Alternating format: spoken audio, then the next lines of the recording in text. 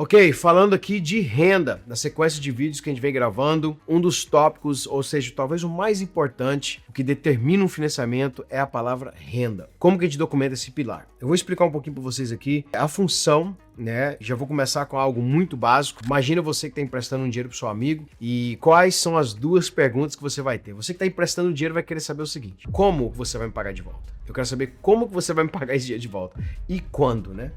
Então as duas perguntas importantes são essas: quando que você vai me pagar e como? A maneira que o banco vê isso, que os financiamentos que a gente tem, né, como estruturamos e como que o banco, o investidor vê isso é verificando a sua renda. Você trabalha com o quê?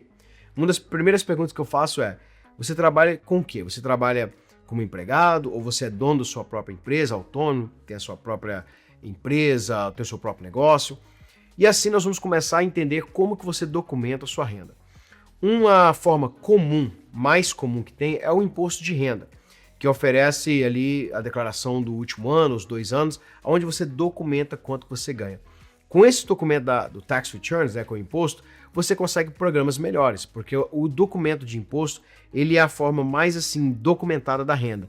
Quanto você ganhou tá ali por ano, quanto você pagou de imposto e tudo mais. Então é a forma mais assim fácil de documentar para a pessoa que já tem o social aqui, para uma pessoa que já tem uma empresa, uma pessoa que é funcionária, mais fácil ainda, né? Uma pessoa que é funcionária da empresa, ela tem o quê? Um W2 todo final do ano e tem os seus contra-cheques. Então a renda é um fator importante quando fala de financiamento imobiliário, porque você precisa responder essa pergunta, provar como que eu vou pagar o banco de volta. E é a verificação feita. Porém, não é a única fonte de provar renda. O imposto é uma das fontes. Outra fonte de provar renda é o extrato bancário. Quantos financiamentos que eu faço aqui usando o extrato bancário, sei lá, 12 meses, 1 ano, 2 anos, mostrando que a empresa ou você teve um movimento ali e a renda é calculada baseado no movimento de entrada na conta. Então o Bank Statement Loan, por exemplo, que a gente oferece aqui, você compra uma casa com 10% de entrada. Então você que não tem um imposto alto e quer comprar com o extrato bancário, a gente consegue documentar. Mas o fator principal é isso. Por que a renda, Felipe? Por que o banco olha isso aí? Por que a renda é um dos fatores mais importantes, um dos pilares mais importantes, tanto para refinanciar, tanto para comprar? Porque a renda, ela vai realmente responder à regra master. Quando você compra uma casa para morar ou está comprando uma casa para investir, essa renda, ela está explicando isso para o banco, que você tem a condição de comprar, mas ela está definindo a regra fundamental. Todo empréstimo aqui nos Estados Unidos, ou a maioria, vai querer entender o seguinte, que uma porcentagem da sua renda vai ser usada para o financiamento da casa. E uma outra porcentagem, que a gente chama de back-end DTI, ou a segunda, vai ser calculada para entender que você consegue pagar a casa, mas consegue manter as suas dívidas em dia. O que é dívida?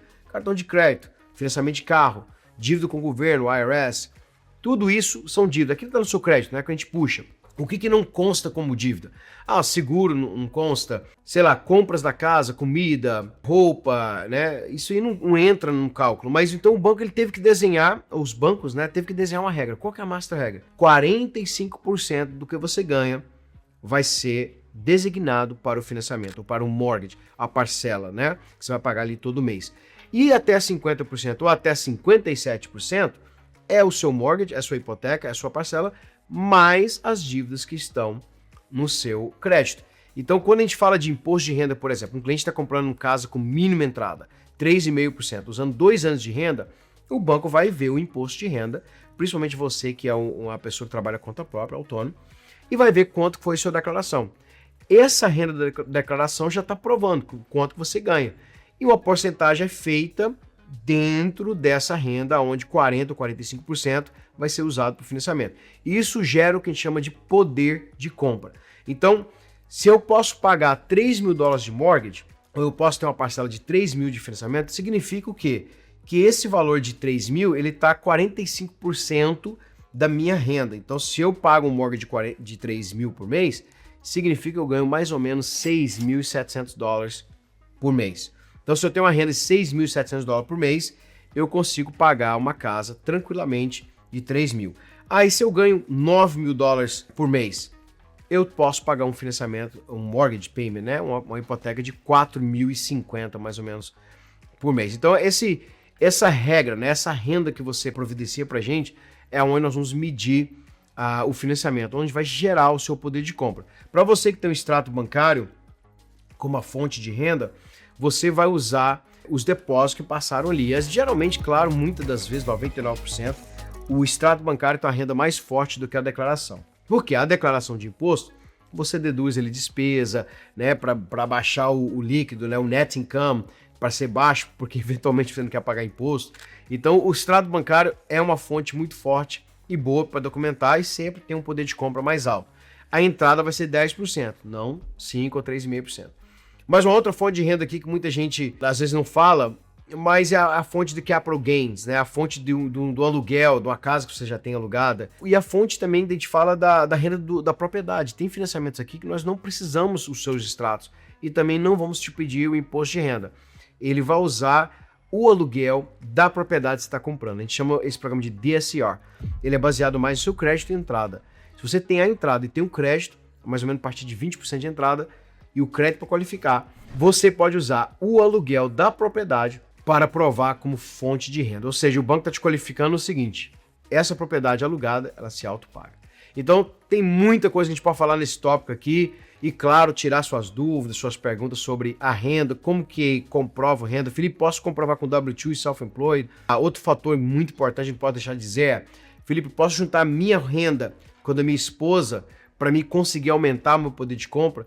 Na verdade, eu respondo isso todos os dias. A única razão de você trazer um co-signer, né, um co-aplicante, uma pessoa para ajudar você no financiamento, é porque a pessoa está trazendo renda extra e, claro, essa renda extra causa um poder de compra maior. Se você lembrar essa regra aí, 45% do meu financiamento, né, minha parcela mensal não pode passar disso, né, da minha renda mensal, eu estou de boa, estou seguro, eu estou protegido.